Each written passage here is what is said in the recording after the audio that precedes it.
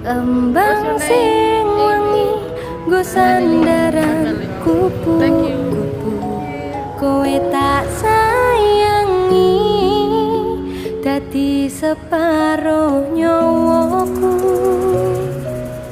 Bakal tak cukup tak sirami saben dino, muga tetep iso mekar lan wangi dadi tondo tresno sejati.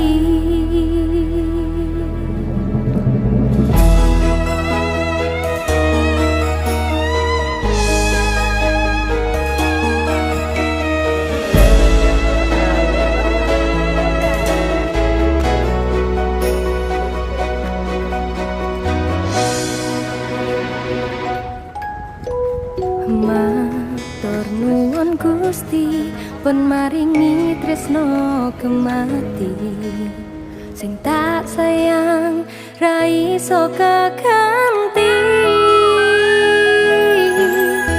Mas yo